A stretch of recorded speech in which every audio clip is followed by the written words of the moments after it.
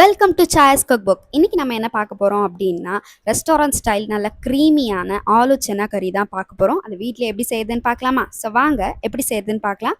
முதல்ல ஒரு வெங்காயத்தை நல்லா ஃபைனாக சாப் பண்ணி எடுத்துக்கோங்க. அதுக்கப்புறம் 2 பெரிய வெங்காயத்தை நல்லா பெருசு பெருசாக கட் பண்ணி எடுத்துக்கோங்க.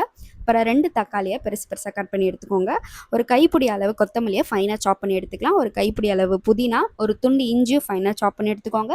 ஒரு 5, 6 பல்லு பூண்டு எடுத்துக்கோங்க. ஒரு 4 பச்சை மிளகாவை கீனி எடுத்துக்கலாம். ஒரு கொத்து கருவேப்பிலையும் எடுத்துக்கலாம். நான் இன்னைக்கு 3 உருளைக்கிழங்கை கட் பண்ணி ஒரு விசில் வச்சு எடுத்துக்கிட்டேன்.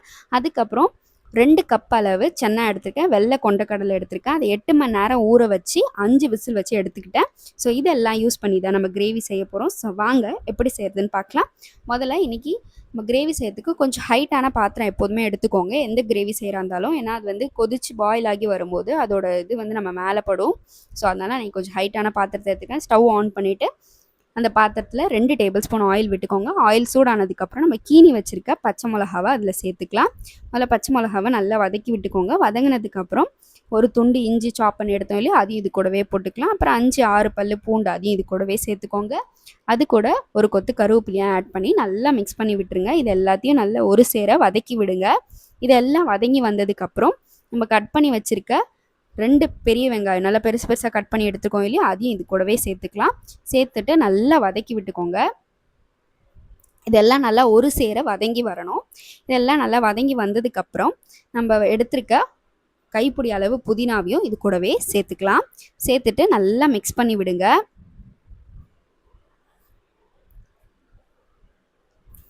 புதினாவையும் நம்ம சேர்த்துக்கலாம். சேர்த்துட்டு நல்லா மிக்ஸ் பண்ணி விடுங்க. நல்லா வதக்கி விடுங்க. நல்லா வதங்கினதுக்கப்புறம் நம்ம கட் பண்ணி எடுத்துக்கிட்ட 2 தக்காளி அதையும் இது கூடவே சேர்த்துக்கலாம். சேர்த்துட்டு அதையும் நல்லா மிக்ஸ் பண்ணி விடுங்க. நல்லா வதங்கி வரணும். இந்த பெருசு பெருசாக கட் பண்ணி எடுத்திருக்க எல்லாத்தையுமே நம்ம வந்து இப்போது மிக்ஸி ஜாரில் சேர்க்க போகிறோம். ஸோ இதை அதனால் நல்லா வதங்கினதுக்கப்புறம் இது கூடவே நம்ம ஒரு கைப்பிடி அளவு கொத்தமல்லி எடுத்தோம் இல்லையா, அதில் பாதி போர்ஷனை இதில் சேர்த்துக்கலாம். மீதியை நம்ம லாஸ்ட்டாக யூஸ் பண்ணிக்கலாம். ஸோ அதையும் இது கூட சேர்த்துட்டு நல்லா வதக்கி விட்டுக்கோங்க. இதெல்லாம் நல்லா வதங்கினதுக்கப்புறம் நம்ம ஸ்டவ் ஆஃப் பண்ணிடலாம். ஆஃப் பண்ணிட்டு ஒரு 3 மினிட்ஸ்க்கு கூல் டவுன் ஆக விட்டுருங்க. இது அப்படியே ரெஸ்ட்டில் இருக்கட்டும். ஸோ ஒரு 3 மினிட்ஸ் கழித்து ஒரு மிக்ஸி ஜாரில் இது எல்லாத்தையும் நம்ம அப்படியே சேர்த்துக்கலாம். ஸோ இதெல்லாம் நல்லா ஆறி வந்துருச்சு. அதை நான் அப்படியே மிக்ஸி ஜாரில் சேர்த்துக்கிறேன். தண்ணி ஊற்றாமல் நல்லா திக் பேஸ்ட்டாக அரைச்சிக்கோங்க.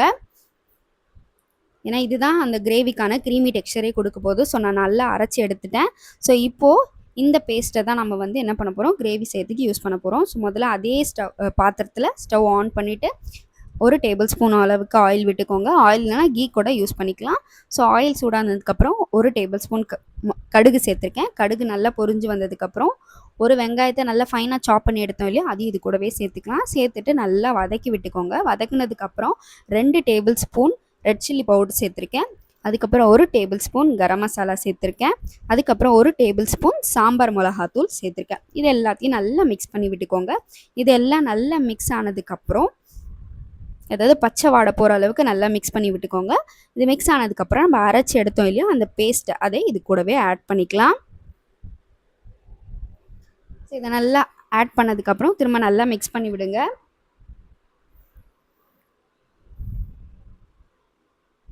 இது நல்லா மிக்ஸ் ஆனதுக்கப்புறம் இதில் நல்லா பபிள்ஸ் வரும். ஸோ இந்த மாதிரி கொதிச்சு வரும். ஸோ அப்போ கொஞ்சம் எட்ட இருந்துக்கோங்க. ஏன்னா அந்த இதில் இருக்கிற பபிள்ஸ் தான் நம்ம மேலே பட்டுச்சுன்னா நமக்கு எரியும். ஸோ அதனால் கொஞ்சம் தள்ளி நின்றுக்கோங்க. ஸோ இந்த மாதிரி நிறைய பபிள்ஸ் வர ஸ்டேஜில் ஒரு கப் அளவு வாட்டர் ஆட் பண்ணிக்கோங்க.